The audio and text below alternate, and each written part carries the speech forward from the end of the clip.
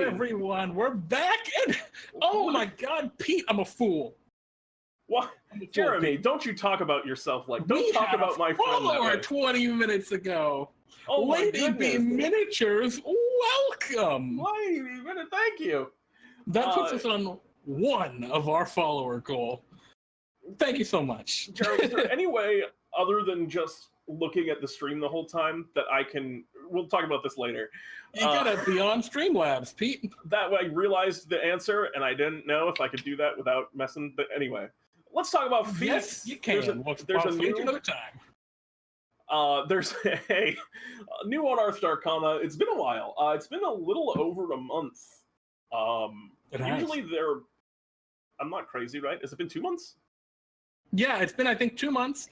And it's weird. When they first started the Unearthed Arcana segment, which, for those unaware, Unearthed Arcana is a segment produced and released by Wizards of the Coast. It represents ideas and mechanics and concepts that may appear in future books or adventures for 5th edition Dungeons and Dragons. So this is the stuff of the future. The whole purpose of it is that people read it over and provide their feedback so that before it's released, it can be fixed if there are any problems with it. It's really cool. I love that Wizards includes a community in this kind of design and iteration process, this playtest process. But yeah, when they first started it, they were doing like, what, every month? And then they just like stopped for a year. And then they were like, yeah, we're going to do it again. And then they're like, well, we're going to do it sometimes because it's winter and it snows in Seattle a lot. And now it's like, you know, whenever they feel like there's a new Unearthed Arcana. Yeah, today's Unearthed Arcana that we're going to be talking about is all about feats. And for anyone who doesn't know about feats, which I think is actually possible, feats are an optional rule in 5th edition, and I think for the most part, they are not treated as such.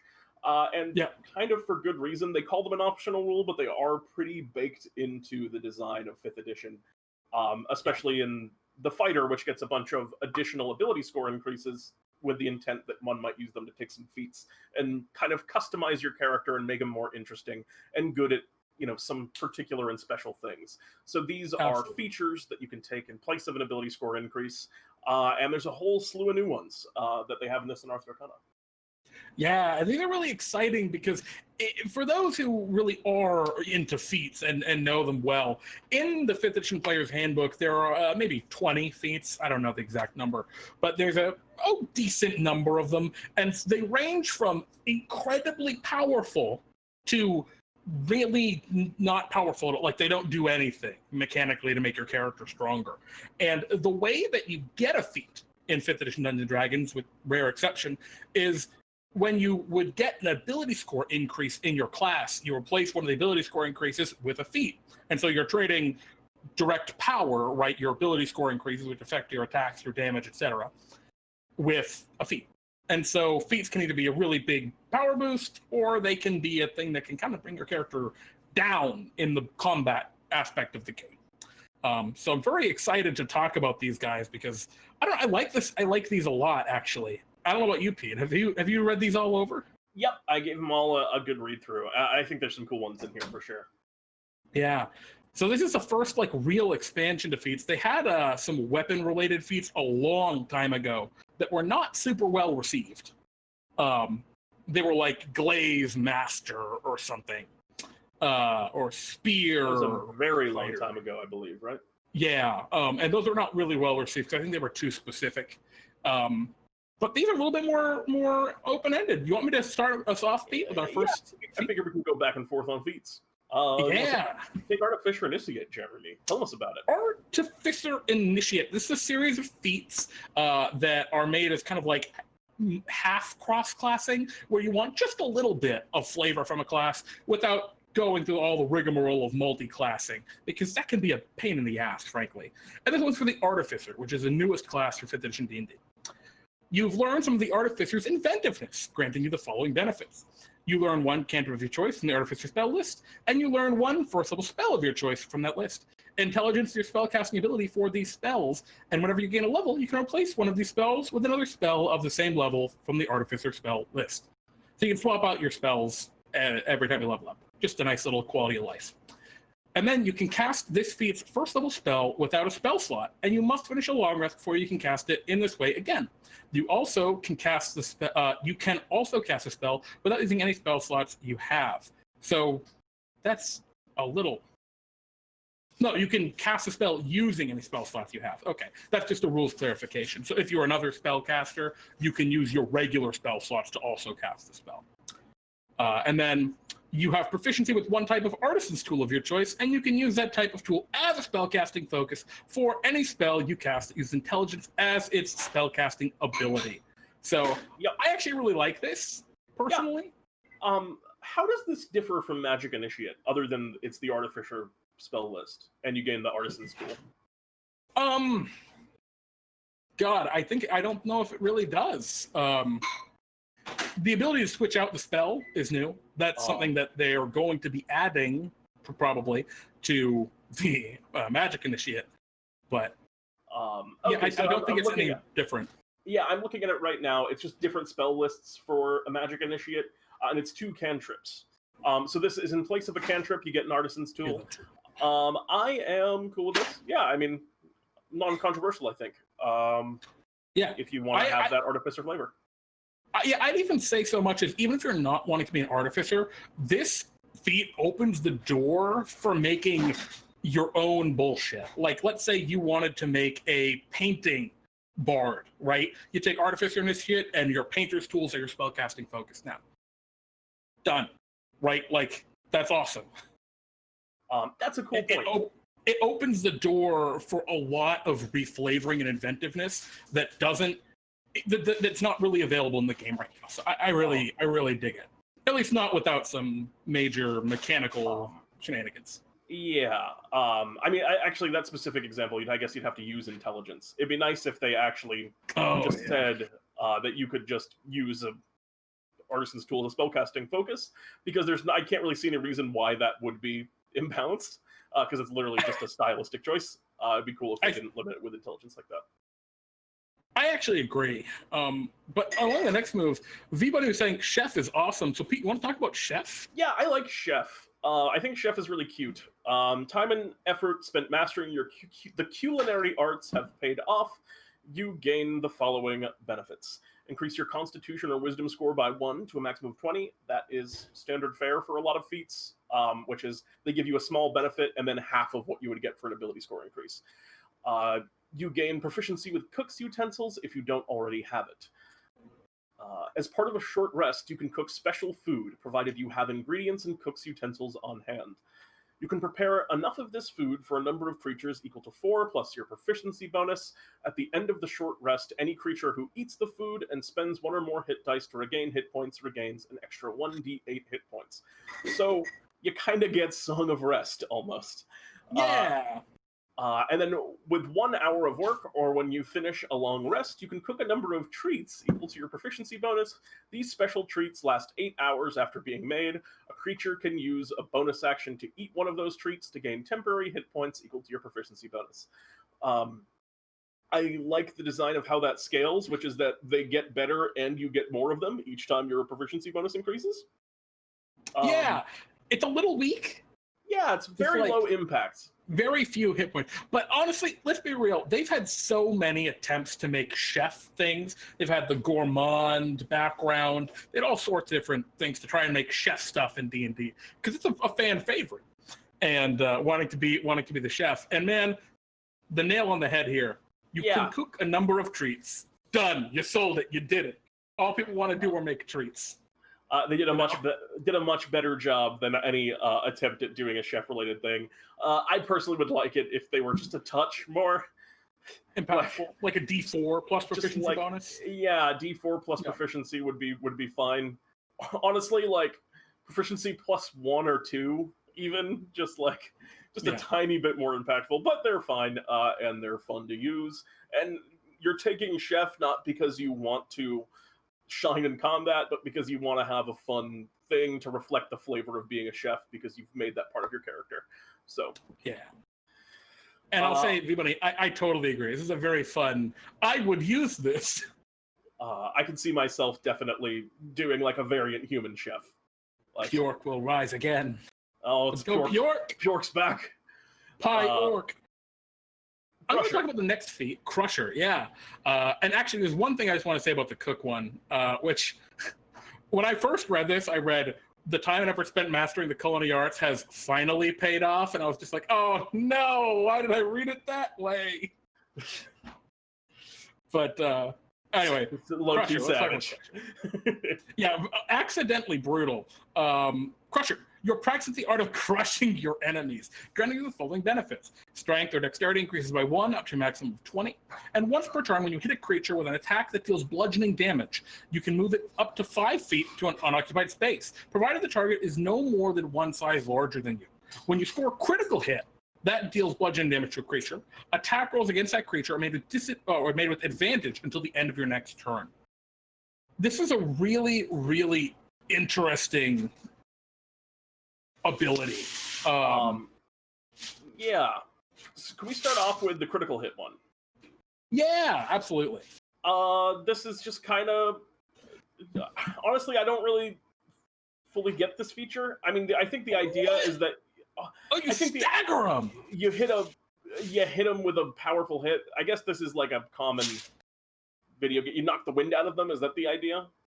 Yeah, right. They're staggered, right? I think that I love it. I really like that. I didn't dislike the mechanic, and I don't think it's like imbalanced at all. Extra advantage after you hit, like. V-Bunny was saying that it's a problem because it can be used on something like Magic Stone or any other spell. I like that personally. I don't think that's an imbalanced thing. I really like the idea, right, that like using this Crusher feat as a wizard or as a martial character, you can really move your character archetype and your play style in a very specific direction. I don't know. To me, this seems very cool. I like this a lot. I agree on that point. Like Magic Stone being abusable, I think you're saying because of the 5-foot movement. I actually kind of like that about this. Yeah, the 5-foot movement is cool. Just Feminist asks, can you use Crusher to knock someone off of a cliff or a walkway? The answer to that would be decidedly yes. The question would not be... The thing is inherently in 5th edition, when someone would be moved in such a way as that would force them to fall or to, go off of a cliff or something like that, they get to make a dexterity saving throw to avoid that falling. I believe that is... It's actually a common house rule. Is it really? Is that not just... Yeah, the game provides absolutely no guidance as to what happens when forced movement would move a creature into a hazardous circumstance.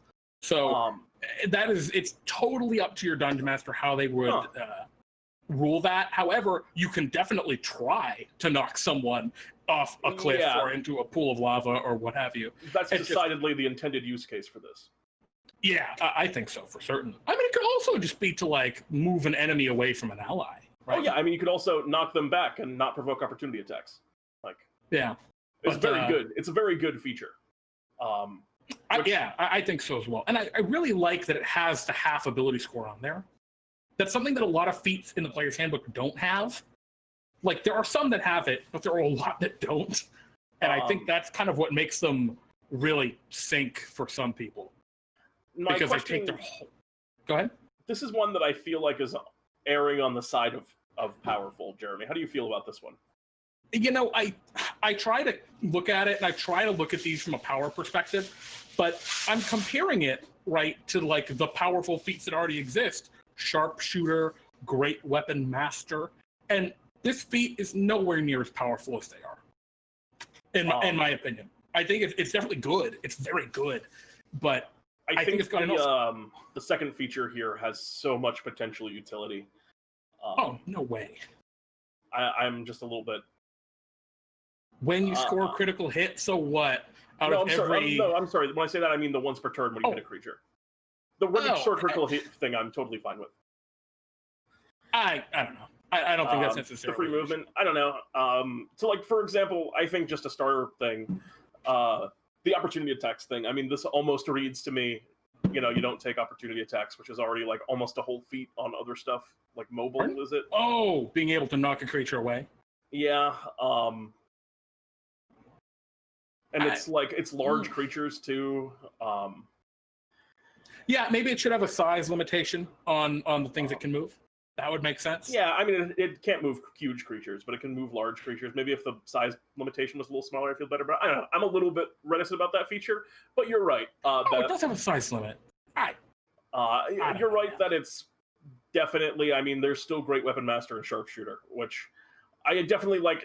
But if I don't want to see new stuff that's better than those. Yeah, I think this is very, very safely weaker than those. And I think, and again, like I was talking earlier, we were talking about Frog's thing. I think that the flavor of this, your attack is so overwhelming, right, that it moves the target, super fits with that concept of Crusher. I agree there. And I think that a lot of players would want to take their character into that play style from just a flavor perspective of, yeah, I'm just a fucking brute. Right? So I would love to use this feat. This is one of the ones I would most want to play with. Because that 5-foot thing seems very fun too. Yeah, absolutely. Even just knocking the enemy away from your wizard, right? So they can run away. I think this is great. Nola Falcons. Thank you so much. We very much appreciate that donation. And welcome to the stream. Oh, it's good too. We're just going over the Unearthed Arcana feats right now. And actually, we just finished up Crusher. I mean, overall, I like it. I don't think it's too broken. I think V-Bunny came up with a really cool, unique way to use it with like Magic Stone or other spells. But I like that, personally. Yep, agreed. And it has to be attack. It's not like there's that many spells that do attack that are like attack-based spells. Yeah. Yeah. Eldritch Adept, I'd love really magic stuff. Studying occult lore, you have unlocked Eldritch power within yourself. You learn one Eldritch invocation option of your choice from the Warlock class. If the invocation has a prerequisite, you can choose that invocation only if you're a Warlock and only if you meet the prerequisite. Whenever you gain a level, you can replace the invocation with another one from the Warlock class. I really like this one. This is one of my personal favorites. I do as well. Dude, things like... the one that I think of is the levitate invocation. What is it? Crap. Don't remember what it is anymore. But it lets you cast this levitate spell at will, right? Or mask as many faces, which lets you cast a disguise self at will. Yeah. Those features, to me, I mean, if you look no further than Critical Role, their most recent season, that I believe is back on now, for those that are really into that. One of the main characters in the game, Ford, one of their core kind of aspects of their character was that mask as many faces, and it had nothing to do with the class they were playing, right? Like they could have played that same character as a fighter, or as a bard even, and still that mask of many faces being able to use disguise self at will would have made sense with the way they played their character. Now backstory stuff is different, but like. I like that that's now opening the door here again. Kind of like with the Artificer, I see this Eldritch Adept as a way of opening the door to creating things making a that build can't exist. The same thing with, I can picture tons of wizards wanting Eyes of the Runekeeper to read any language. Like, there's so many cool features in that list of Eldritch invocations that you can build a character around.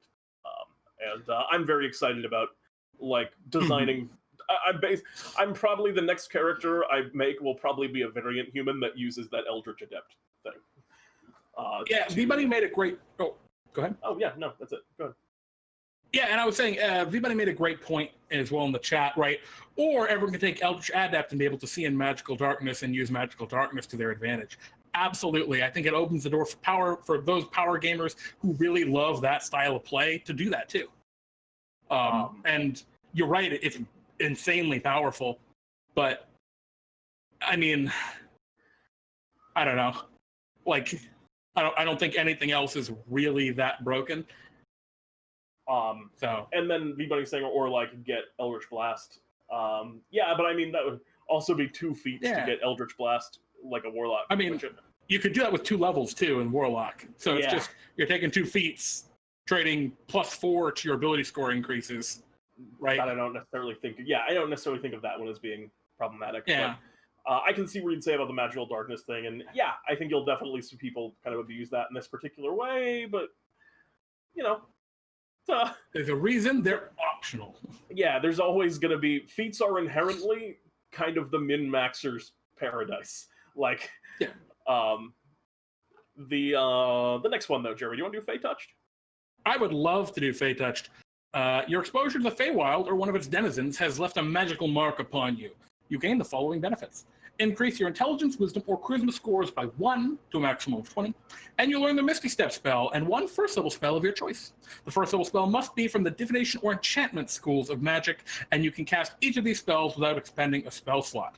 Once you cast either of the spells in this way, you can't cast that spell again in this way until you finish a long rest. You can also cast these spells using the spell slots you have of the appropriate level. So if you have spell slots for being like a wizard or something, you can use them to cast these spells. And the spell's spellcasting ability is the ability increased by this feat. Yes, they did it! Very good. Hot damn, 20 sides to every story. Thank you so much for the raid. Welcome, everybody. We're just talking about the new Unearthed Arcana right now. So the spellcasting ability is the ability increased by this feat. Do you want it to be that? Yeah. What if you just wanted it to? Yeah. Why couldn't you just be a bard and then get wisdom? I don't dislike it per se. But that's better than just saying it's charisma every time, though, right? Oh, I agree. I just feel like they could have left it well known and increased your intelligence, wisdom, or charisma score by 1. But also, Jeremy, I have a question. The Fey Touched, is that a thing? Is Fey Touched a thing? I think it is actually. Yeah. I've been building a race called Fey Touched, and I thought that was my idea, but maybe I borrowed it from Wizards at some point. Yeah, I must have heard it and just had it floating around. That's it. Anyway, I like it. It's cute. Misty Step. I like making it. Might be a little strong, frankly. Yeah, Misty Step's good. Misty Step and 2 free spells. It's a lot. Oh, I just want to say thank you, Jakers McBub, for the follow. You put us another step upon our way to our Monster Mash goal. Climbing that Monster Mash ladder. Which, when we complete our Monster Mash goal of 25 new followers, we are going to make a monster that is a natural predator to another monster from the Dungeon Master's Guide, or from the Monster Manual. It's going to be very exciting. Yeah, and to anyone just joining in, we're reviewing the new Unearthed Arcana Feats section. So we're going through that now. But yeah, that's Fey Touched. Yeah, you might be right. It might be a little bit strong. A second and 2 firsts compared to Magic Initiate, which gets 2 cantrips and 1 first. I think a second and a first might have been the more appropriate, but I actually don't have a problem with this overall anyway. It's maybe just a little better than some of the other Magic ones. See, buddy, you could take Fey Touch as someone, say, level 1 human who's never been to the Fey. Well, yeah, of course you could. Yeah. The point is you take this, it's because you have. That would also be an interesting character. That's like, why am I like this? And that would be interesting, actually. Yeah, that's a cool story, too. Fighting Initiate, Jeremy. Do you want to take that one? Sure. It's my turn. Hey, this one's yours. It's mine. I'm taking it. Don't even get out of here. Prerequisite proficiency with a martial weapon. Your martial training has helped you develop a particular style of fighting. As a result, you learn 1 fighting style option of your choice from the fighter class. If you already have a style, the one you choose must be different. Whenever you gain a level, you can replace this feat's fighting style with another one from the fighter class that you don't have. I really like this. Yes, I do as well. I just honestly, Jeremy, do you ever feel this about the 5th edition design, where they got all these great feats that seem like really fun and flavorful, but I just want more? Well, that's kind of the direction they're going. Oh, I'm sorry, were you talking about the fighting styles? No, the fighting styles is cool. It's just like, I'm just talking about feats in general, where I have a tendency to think like, oh, I'm giving up an ability score increase and I only get to have ever like 3 of these. I feel like I just want more. I feel like I just want to get feats for free. It'd be way cooler if you got a feat when you get an ability score increase. There's no choice. You just also get a feat. Yeah, that's what I was just thinking. Anyway, this is aside the point. It's if you're playing by XP, that's what milestones do, right? You're gonna level by XP, but when you complete a milestone, you get a feat. That could be me. That could also be very cool. The next game I run, I'm gonna give out feats more often. But anyway, fighting. I really like this. Fighting initiate. As a ranger, I'm playing a ranger right now in an ongoing game, and I took the archery fighting style because I'm a ranger, I got a bow. And now I'm using swords sometimes, and it's just like, well, shit. Let's move on to Gunner. This is a really interesting one. Yeah. You have a quick hand and a keen eye when employing firearms, granting you the following benefits. You increase your dexterity score by 1 to a maximum of 20, and you gain proficiency in firearms. See Firearms and Dungeon Master's Guide. You ignore the loading property of firearms, and being within 5 feet of a hostile creature doesn't impose disadvantage on your range attack rolls. So this is a gun version of, I believe, the crossbow expert feat. Yeah.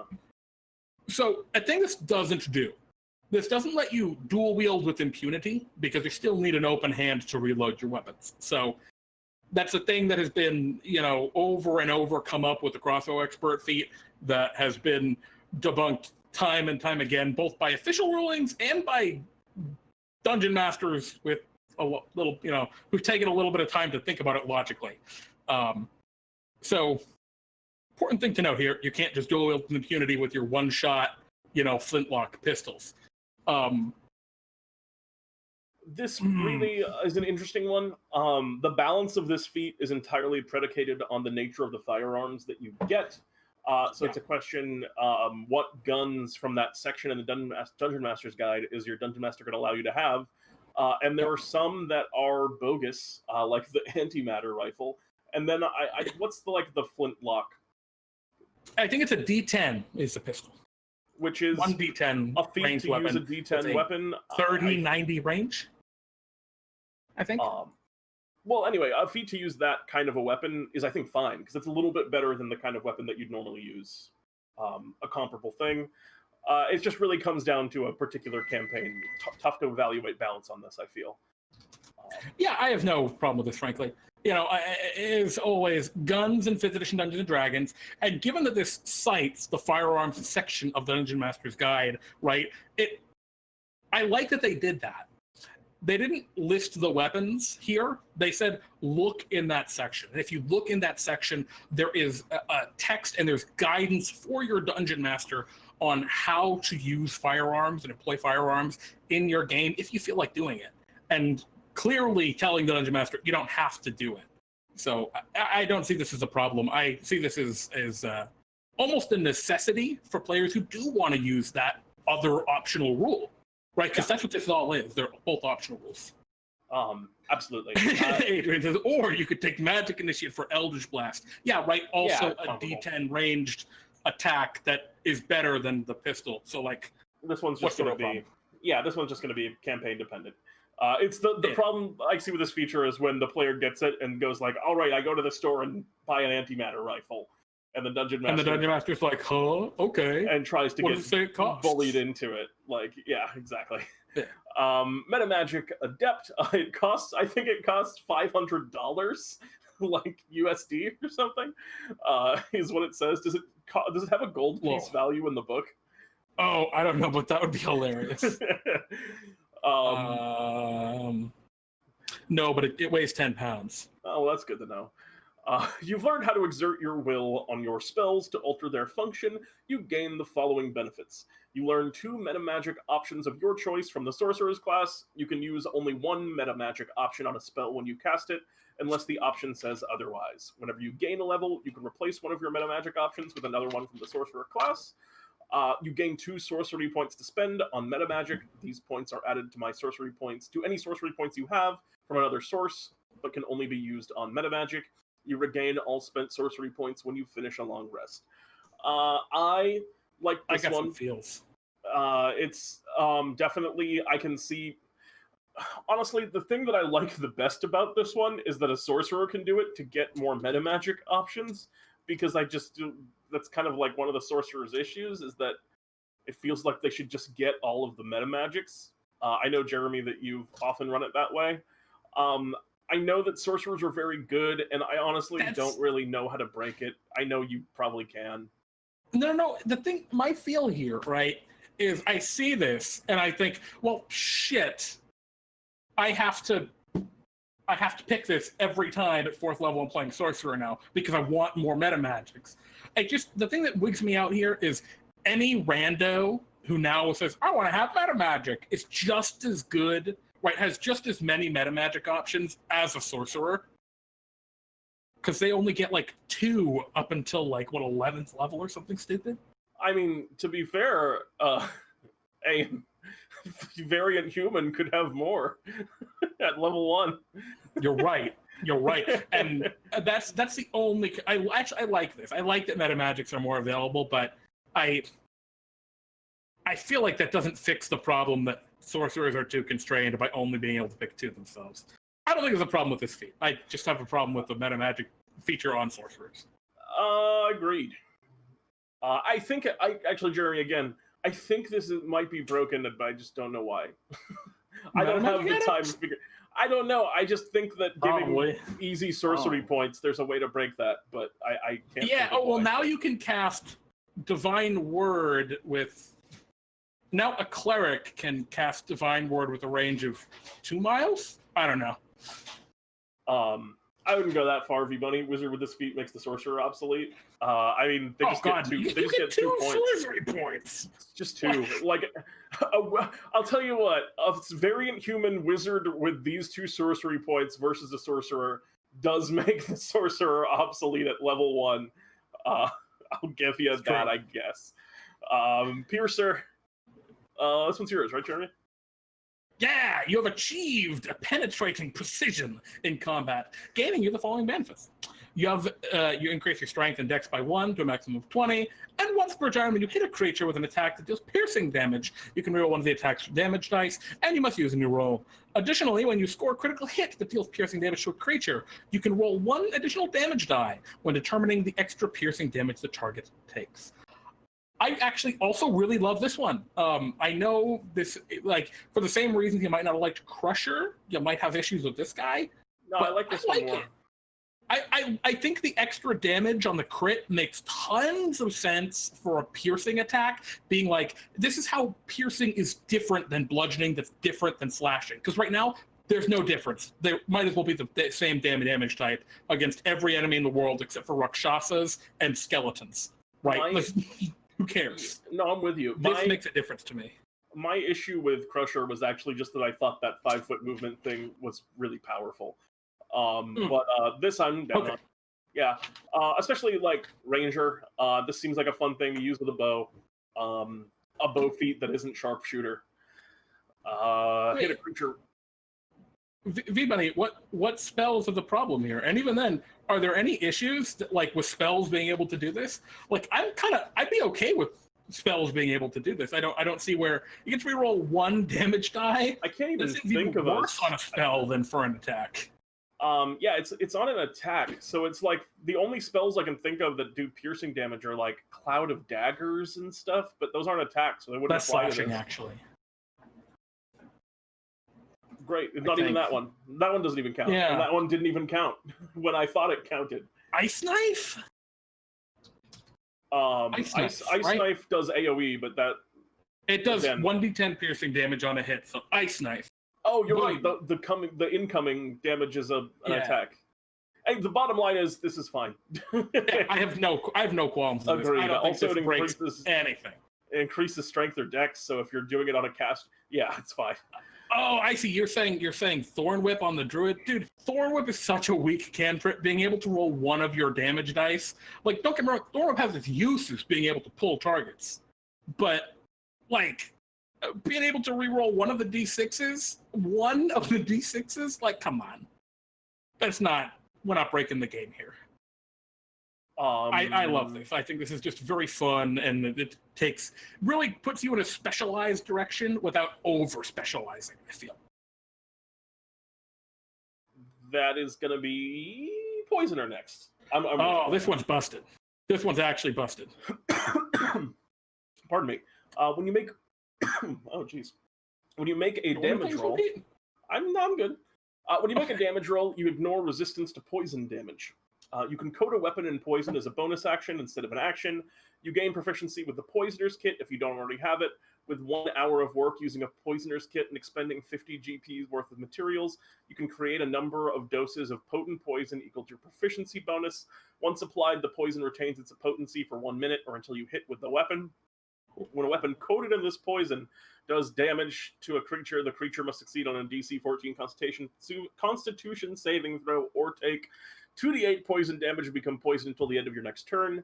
That's a lot to take in all at once. Basically, what it means is you can spend 50 GPs and get this powerful poison equal to your proficiency bonus, and it makes it so that your next weapon attack does an extra 2d8. So yeah, this is absolutely out of control. This is weird because I like everything on it. I mean, I think what they did is they sat down to brainstorm. They said, what are all of the problems with poison in 5th edition D&D? Okay, creatures resist it. That's a problem. It takes an action to apply it to a weapon. That's a problem. Just because you're never going to want to do it in a 3-turn combat. And then it sucks. Like, you get a D4 poison for 50 gold with a DC 10 on the con save. It's just really weak unless you find these really expensive exotic poisons. And so they took all these ideas and said, all right, let's just stick them on here and we'll come back and remove some of them later. But they never did. So it's just everything that you could possibly want to be good at poison. It's broken. It's quite broken. There's no way they're going to release it like this, though. They're going to reduce it. Yeah, that's the minimum thing they would have to do is... Sorry, go ahead. So the minimum thing I think they would have to do is 2d4 and maybe less numbers, or maybe less times creating the poison. Like, it's a lot of it that you get too. Yeah.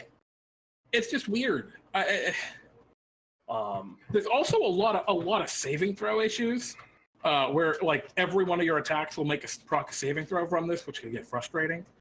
Yeah. Eventually, when you get to late game, and poison conditions, money isn't an object.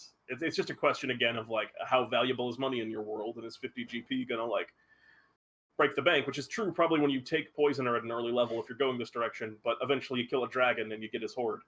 And you just do... You can buy the 1,600 gold Wyvern poison. This feat kind of reads, your attacks do an extra 2d8 poison damage, like, is really what this feat becomes when you have enough money. Yeah, and V-Bunny was saying, actually, not many creatures resist it, most are immune. That's true. There are only about 6 monsters all the way through Modern Canaan's Tome of Foes that are resistant to poison. Almost all the rest of them are immune, or take normal damage. Very few resist. The thing is, ignoring resistance is for like NPCs, for like dwarves, for example. If dwarves play a major part in your campaign, this can be a huge deal. So things like that, right? Where this becomes impactful. This is just too powerful. Practice expert, Jeremy? Yeah. Want me to take this one, Pete? Yeah, please do. I love this. You have honed your proficiency with particular skills or tools, gaining the following benefits. Increase one ability score of your choice by 1 to a maximum of 20. You gain proficiency with one skill or tool of your choice, and choose one skill or tool proficiency. Choose one of your skill or tool proficiencies. Your proficiency bonus is doubled for any ability check you make that uses the chosen proficiency. Love it. Awesome. I've multi-classed for expertise so many times. One thing I want to say about this that's actually even better than it initially sees, because the gain proficiency and the expertise are on different things. It's like, let's say that you've been playing through levels 1 through 3 and you're like, yeah, I'm super strong. My character is like an athlete and I'm super ripped, and you're proficient with athletics already. And of course you want to become an expert in athletics. You can take a proficiency in something totally unrelated to your athletics with the practice expert feat. So it's not like the proficiency gain is wasted, right? Great design. I really love this in almost every way, every conceivable way. This is and the fact that it gives the ability score increase too, this is just an excellent evolution on the very infrequently used skilled feat in the player's handbook. Yeah, better. I can't imagine ever taking skilled, but I can imagine taking this one all the time. Yeah, I've seen skilled taken, but yeah, you got to roll real good for stats to take. Actually, skilled. You know what, Jeremy? I think I've even taken skilled, but you probably have. But it's still a little underwhelming. I've also taken linguist, so. Well, I like V-Bunny's comment, or I think it's the rogue or bard and get like 9 expertise. You know, you could. I wonder if you cross-classed rogue and bard and took this feat, how many expertise you could get total. Someone in chat, figure that out. I'd love to know. I don't think you can get expertise from both bard and rogue because they're both called expertise. Really? Yeah. You're probably right. Shield training. Oh, right. Humans have. Oh no, shadow touch. I switched shadow touched. You learn how to bend shadows from your experience with the Shadowfell. You gain the following benefits. Increase your intelligence, wisdom, or charisma score by 1 to a maximum of 20. You learn the darkness spell and 1 first-level spell of your choice. The first-level spell must be from the illusion or necromancy school of magic. You can cast each of these spells without expending a spell slot. Once you cast either of these spells in this way, you can't cast that spell in this way again until you finish a long rest. You can also cast 3 spells using spell slots you have of the... Cast these spells. That's a big misread. You can also cast these spells using spell slots you have of the appropriate level. The spell's spellcasting ability is the ability increased by this feat. So this is just a direct parallel to Fey Touched. Instead of Misty Step, it's Darkness. And then instead of, was it Divination and Enchantment? It is Illusion and Necromancy. And Darkness is a very good spell again. I'm like more afraid of Darkness than I am of Misty Step, but I'm fine with it, yeah. Yeah, this is cool. I think this is very, very neat. Frosty saying Shadowfell actually being mentioned. I know, it's kind of weird, right?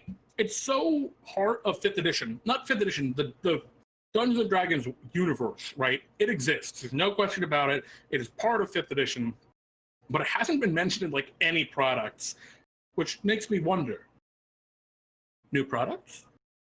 Who knows? Maybe. The shield training, Jeremy. Do you want to take it? I'm eating a cookie. Could you? I'd love to. You trained in the effective use of shields. You gain the following benefits. Increase your strength, dexterity, or constitution score by 1 to a maximum of 20. Proficiency with shields. In combat, you can don or doff a shield as the free object interaction on your turn. If you have the spellcasting or pact magic feature, you can use a shield as a spellcasting focus. I like freely donning and doffing a shield. Yep. I really like, because one of the things is there's already a way to get this last part, right, being able to use it as a spellcasting focus, from the Warcaster feat in the Player's Handbook. But the Warcaster feat does all sorts of other stuff that you might not really care about if you just want to use a shield, right? So I like that. And I like that, like, you could use this on a wizard if you wanted, right? Sure. I don't think that breaks the game to any real degree. I think this is just a great addition to the game. Even if it's not super exciting, I know someone is super excited by this. No, yeah, right? I'm with you. I'm actually surprised that there wasn't like you get proficiency with shields in there already, since there is with weapons and a lot of other things, armor proficiencies, things like that. Slasher is the next one. Yeah, it's weird. I want to comment. Blood Deuce is saying in chat, it doesn't feel like it needs to be a half feat, like it doesn't need the ASI increase. Yeah, it's a question, right? Because of this proficiency with shields, I think you're right. Like, I don't think it necessarily needs ASI. But I'm glad it's there, actually, personally. Yeah, I don't have an issue with it. There's so many good feats that, like, taking the time to get proficiency with a shield usually means that you're doing kind of a wonky off build, and to get that little boost on the back end, I think will be appreciated. Well, and it's interesting because the classes that are going to gain the most from this proficiency are going to gain the least from this specific set of ASIs, right? The wizard, okay, the constitution's kind of nice. Maybe the dexterity, maybe. But, you know, for the most part, I don't think it'll be too big of a deal. But yeah, I really like it. Slasher, all right, let me take this away. You've learned where to cut to have the greatest results, granting the following benefits. I like that very simple flavor, personally. Strength or dex by 1, nice. And then once per turn, when you hit a creature with an attack that deals slashing damage, you can reduce the speed of the target by 10 feet until the start of your next turn. And when you score a critical hit that deals slashing damage to a creature, you grievously wound it. Until the start of your next turn, the target has disadvantage on all attack rolls. I like it. And I know it's got a speed reduction, and I've been historically opposed to anything that reduces speed. I like this. I maintain my dislike of this speed reduction. It just seems annoying for a whole campaign to every time this person makes an attack. Once per turn when they make an attack. I know, but every round, a key monster of yours has 10 foot less speed forever. That just seems kind of unfun to me as a DM. Like, yeah, no, you're right. I think they need a better one overall. I mean, this one particularly sucks for the gelatinous cube. I'm cool with the critical hit thing. Yeah. Oh my god. This destroys the gelatin. This defeats the gelatinous cube. No, and have a speed of 5 feet after. Yeah, I agree. I think it needs to be something besides that. But like, compared to like other feats like Sentinel, which completely removes their movement, I think this is way better. Like, I think this direction is a much healthier direction for the game. Sentinel is definitely one of the more problematic ones for sure. A full party of glaive-wielding slasher fleet fighters. Yeah, right, and maybe that's something to consider here. This might need to have a specificity to it that says a creature can suffer from no more than one of these per turn. That might be something to just put in the rules for speed reduction on the whole. They can only have their speed reduced by a single source, and choose the lower of the two, But I think the concept, we're going in the right direction. But you're right. I think it's a problem. The ultimate gelatinous cube hunter, Eldritch Knight with Ray of Frost and Slasher. But the Ray of Frost doesn't do slashing damage. No, but it's Ray of Frost. Oh, but they can Ray of Frost. They can bonus action. Right, they can use their extra attack thing to Ray of Frost, and then they slash. And they call me Cube Hunter. With my glaive and my Ray of Frost, no cube shall face me. There's 2 cubes at once. How will you handle it? I have extra attack. Tandem Tactician is the next one. Your presence in a scrap tends to elevate your comrades. You gain the following benefits. You can use the help action as a bonus action. When you use the help action to aid an ally in attacking a creature, increase the range of the help action by 10 feet. Additionally, you can help 2 allies targeting the same creature within range when you use the help action this way. I am not crazy about this one. So, 2 things. First, thank you so much, 20 Sides to Every Story and Pop Culture Caleb, for the follows. Thank you very much. On our way to Monster Mash. And thank you so much for having interest in what we were putting on here. Hope to see you guys around hanging out. Now, about the feat. I agree. I don't like this, but I also like this. The help action is such an underutilized, at least in combat, feature. This really steps on the toes of the Mastermind Rogue, especially with this first part. You can use help action as bonus action. I think either of these with if you got rid of the first part, right? It's still an action to aid an ally, because this is weird. When you use the help action to aid an ally, you can use the help action as bonus action. So just as every bonus action, you give 2 of your allies advantage on their next attack. That's just so broken. Blood Deuce is saying Tandem Tactician is so fun. Frosty Pirate is saying steps on or Mastermind Rogue, and also steps on the toes of Mastermind Rogue. It's so busted, though. This should be just the second one, and then also an ASI. Get rid of the bonus action one. Say, hey, when you use your action to help, it's twice as effective, and you get an ASI. That works for me. It's just too much all at once. Yeah, it just does too much here. It's the point where the +1 to an ability score is so much less powerful than the making this a bonus action. The bonus action is so strong. Yeah, well, and also I would say that the making it apply to 2 people is better than the Mastermind's more range but 1 person. Oh, I completely agree. Yeah, so definitely, I think this definitely steps on Mastermind toes. Well, it's also interesting because if a Mastermind takes it, their range becomes 40 feet because of how it's phrased. Oh, yeah. Which is funny. Like, it's just a funny little... Yeah, I mean, that's not, like, problematic, but it's very good, for sure. Yeah, this is really close, and I really love this. But it's too much right now. And I think they're going to fix it. I think they'll just nix this first part and make it, give it an ASI. I agree. I'm of like mind. Which brings us, I believe, to our final one here, which is Tracker. Jeremy, you want to close us out? You have spent time hunting creatures and honed your skills. You gain the following benefits. Increase your wisdom score by 1 to a maximum of 20. You learn the Hunter's Mark spell. You can cast it once without expending a spell slot, and you must finish a long rest before you can cast it in this way again. You also cast the spell using... You can also cast the spell using any spell slots you have. Wisdom is your spellcasting ability for this spell. And you have advantage on Wisdom survival checks made to track creatures. This is... I like it. Like, it's technically really good, but, like, whatever. I mean... I'm just thinking, what's the thing that could benefit the most from this? Monk? It's Monk, right? Yeah, this is absolutely them getting shit on a Monk. Just them getting Hunter's Mark? Yeah, this is absolutely horse shit on a Monk. Oh my god. It's good, yeah. But it's a concentration spell, and it's once a day, like...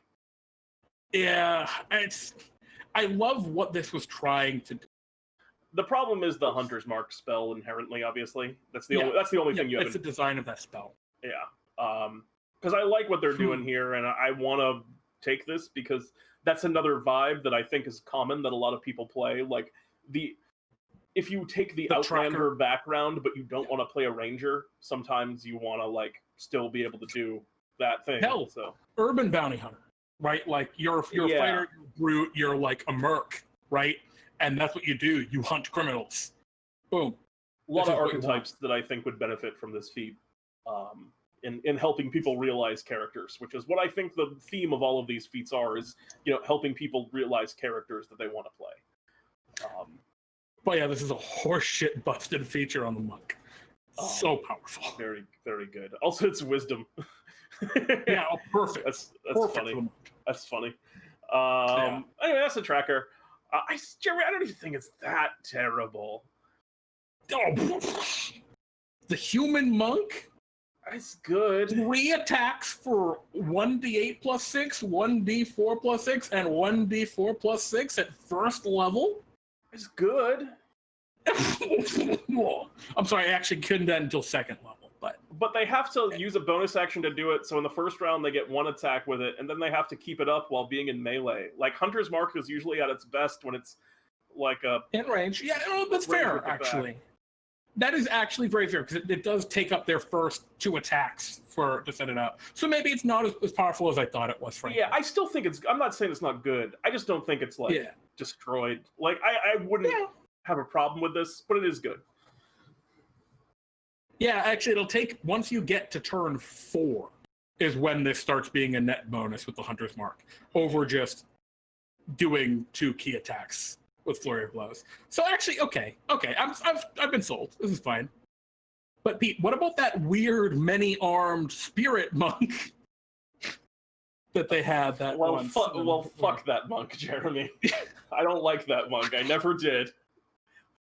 I don't know if I was that strong about it at the time, but I just don't like that one. The truth comes out. The truth comes out. But anyway, guys, that was the Unearthed Arcana 2020 Feats. I'm really excited about the direction of this. I love a lot of these. The ones that I don't love, like Poisoner and Tandem Tactician, honestly, those don't seem like... Those are not conceptually bad, right? Yeah, the only ones conceptually bad is like Slasher. You don't like... Right. What do you mean? I thought you liked Slasher. It's the speed reduction, right? And that speed reduction... the problem. Yeah, I do like it, but like the only one of these with a conceptual problem is that Tandem Technician and Poisoner just need a little bit of balance. I like these a lot. These are very cool. Agreed. I think this is a very positive direction to bring the game to, because like I hate feats. I'm not a huge fan of how they work in 5e. I don't like the feats in the player's handbook, but I like this direction. Yeah, I just find feats unsatisfying to take a lot of the time because it's just, well, I need to get to a 20 in my thing, and I want to be at a 20 in this other thing. Well, that's kind of, going back to Tandem Technician for a second, that's kind of my feeling about it not having an ASI. The fact that they've given a partial ability score increase to almost all the other feats here, but not to this one. Like, I have a friend I'm playing in a campaign with who's playing a paladin, and they didn't roll super well for their stats. They rolled, okay, but, we're level 8. They've put their ASIs both in charisma for their 20 charisma, and it really feels bad when they miss with their attack because they don't have the maxed out strength score. And yeah, like, the charisma, 20 charisma for their paladin aura is incredible. It's the most powerful thing you can do in the game, but it still feels bad, right? When you miss like way more frequently than everyone else. And I think that's the problem with Tandem Technician here, because it doesn't have the ASI thing. Yes, being able to give both 2 of your allies advantage to bonus action is really good, but man, it's gonna feel bad when you just miss because you didn't get an ASI like everyone else did, Yeah, it's also true. Like, it's one of those things where it's really good, but it's not gonna feel good all the time. The bottom line is, from now on, you just get feats all the time in D&D. All the time? That's oh, Jesus. Oh, no. I lied to you all just now. I'm sorry. I'm gonna go hide. And that's our show, right, Jeremy? We're wrapping up. Well, I mean, we had a couple things from Reddit, but it's 11:30. I think now's time to call it. Yeah, we'll wrap it up and we'll do the Reddit stuff next week. The Reddit stuff is always like we'd like to look at this, but was more important stuff on the menu today. We want to look at y'all's stuff, and we want to look at the official stuff. So, that's all we got for you today. Thank you all so much for hanging out and for watching. We got 4 progress towards our Monster Mash. We got to get to 25 when we're going to do it. I'm looking forward to that. It's gonna be exciting.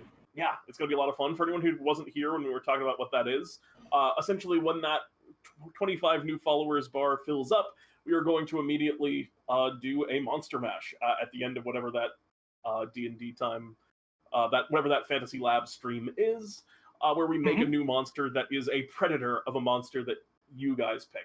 And me and Jeremy will be designing it and building out a stat block on screen, so that'll be fun. Yeah, 25 new followers is what we got to get to, and we're at 4 already. So and again, you guys will get to contribute to decide, like, what the monster, the predator is going for. So you'll choose, like, oh, I want to see a creature that hunts mind flayers, or I want to see a creature that hunts bullets or onkegs or whatever. And then Pete and I will start building it out, and we'll have this collaborative conversation as we go through it. It's gonna be very exciting. That's about it. So thank you again to all of you for hanging out and for joining us this evening. Thanks again to everyone who followed and who subscribed. I know there's also a bit donation, which we appreciate all of that very deeply. Absolutely. Thank you guys so much for your support. We really appreciate it. Absolutely. And that's, I think, it. Tune in on Friday for Pete and Jeremy's D&D time, 9 p.m. For real this time, though, hopefully. Yeah. Sorry very again for anyone here from P&J's D&D tea here tonight. Sorry about that last time. Just a comedy of errors, especially with my internet at the last moment. Yeah, sometimes the Comcast is the natural predator of the stream. We just got another follow from Ikaros. I apologize if I pronounced that wrong, but Ikaros. Thank you so much. Thank you so much, Ikaros. Welcome. Ikaros? Well, thank you. We appreciate that what we were doing here was worth the time and worth a look. We'll hope to see you back around soon. He's Pete. He's Jeremy, and this was Fantasy Labs. Good night, y'all. Good night.